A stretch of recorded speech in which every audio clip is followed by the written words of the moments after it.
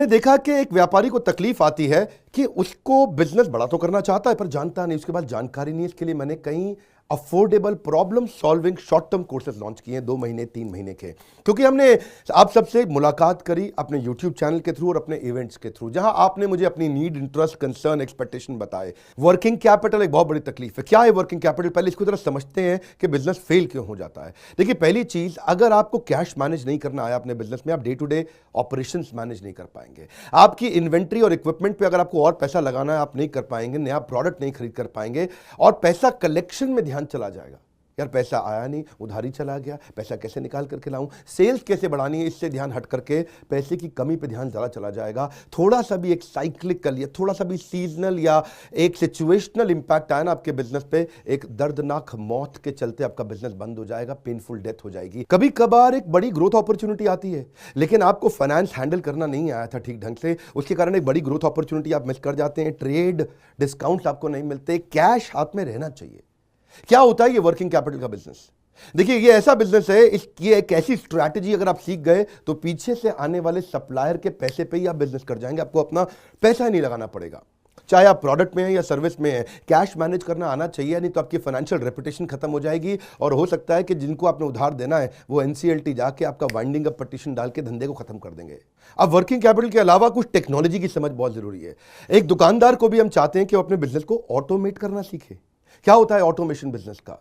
एक रिटेलर भी जब तक अपने करंट दुकान को ऑटोमेट करके पूरी तरीके से इससे बाहर नहीं निकलेगा, वो गल्ला नहीं छोड़ पाएगा, नेक्स्ट ब्रांच नहीं खोल पाएगा, नेक्स्ट ऑफिस नहीं खोल पाएगा, नेक्स्ट कंपनी, नेक्स्ट फैक्ट्री नहीं डाल पाएगा। आपको ईआरपी और सीआरएम की समझ होनी चाहिए। टेक्नोलॉजी क्या होती है मेरे बिजनेस के अंदर, कौन सी टेक्नोलॉजी चाहिए, मैं कैसे सर्विसेज और प्रोक्योरमेंट को कंट्रोल कर लूं, मैं कैसे पेमेंट मेरी किसको देनी है, किससे लेनी है। मेरे पास एक शीट पे हर समय पता होना चाहिए मेरा एक्सपेंडिचर कितना हुआ है, कितना स्टॉक फालतू पड़ा हुआ पीछे, इन्वेंट्री कितनी पड़ी है, मेरी कॉस्टिंग क्या है, प्राइसिंग क्या है, मार्जिन कितने हैं, वेस्टेज कितनी हो रही है, मेरा कैश फ्लो के ऊपर मुझे टैक्सेशन की क्या तैयारी करनी है, बैंक की ट्रांजैक्शंस क्या हो रही हैं, मेरे को कैसे अपनी सेल्स का प्रोजेक्शन डालना है, इंसेंटिव को कैसे डिस्ट्रीब्यूट करना है, डिस्ट्रीब्यूटर से कैसे डील करना है, फ्रेंचाइजी को कितना पैसा देना है, कितना लेना है, सारी चीज एक शीट पे। सीआरएम और ईआरपी, इसके ऊपर हमने एक छोटा कोर्स बनाया, एक ऐसा कोर्स जो कि 2 महीने में आप सीख सकते हैं, कहीं पे भी बैठ के, किधर भी, अपनी कन्वीनियंस, अपनी ईज के मुताबिक।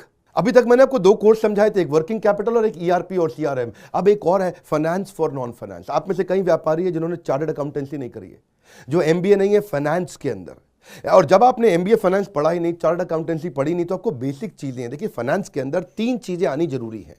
एक है कि आपको पीएनएल अकाउंट समझ में आना चाहिए, आपका प्रॉफिट एंड लॉस अकाउंट क्या है, आप रोज कितना प्रॉफिट कर रहे हैं, पिछले महीने कितना प्रॉफिट किया, एग्जैक्टली आपको नहीं पता होगा। मैं जितने व्यापारियों से मिलता हूं ना, मैं उनसे पूछता हूं एग्जैक्टली पिछले महीने का आना पाई प्रॉफिट मुझको एक लाइन में बता दो कितना था, उनको मालूम नहीं रहता है।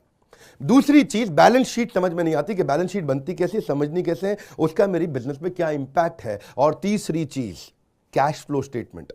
प्रॉफिट एंड लॉस अलग होता है, कैश फ्लो स्टेटमेंट अलग होता है।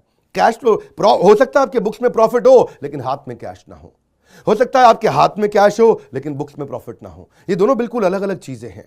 तो आपको profit and loss account, balance sheet और कैश फ्लो स्टेटमेंट, ये तीनों क्या आपको समझनी जरूरी है? अरे हर व्यापारी को समझनी जरूरी है। आपको, आपके लिए हमने इस प्रोग्राम को बनाया जिससे आप अपनी कॉस्ट ऑफ बोरोइंग को समझ सकते हो कि मार्केट से जो पैसा ले रहे हो वो कितने रुपए का पड़ रहा है, उसका बिजनेस पे कितना इंपैक्ट आ रहा है।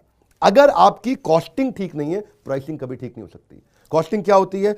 एक आपने जूस की बोतल बेची, एक्चुअली वो बोतल बनाने में कॉस्ट कितनी आ रही है, तो वो एक पर यूनिट कॉस्टिंग कैसे निकाली जाती है। साधारण हिंदी भाषा में लोगों को सिखाने वाला कोई कोर्स एग्जिस्ट ही नहीं करता था। कई मैंने छोटे छोटे ऐसे कोर्सेज बनाए हैं और कैसे हिंदुस्तानी व्यापारियों को मद्देनजर रखते हुए उनकी प्रॉब्लम्स को इकट्ठा करके, इसलिए हमने इसको नाम दिया है प्रॉब्लम सॉल्विंग कोर्सेज। इसमें रियल एग्जांपल्स डाले हैं, इसके अंदर केस स्टडी डाली हैं, इसके अंदर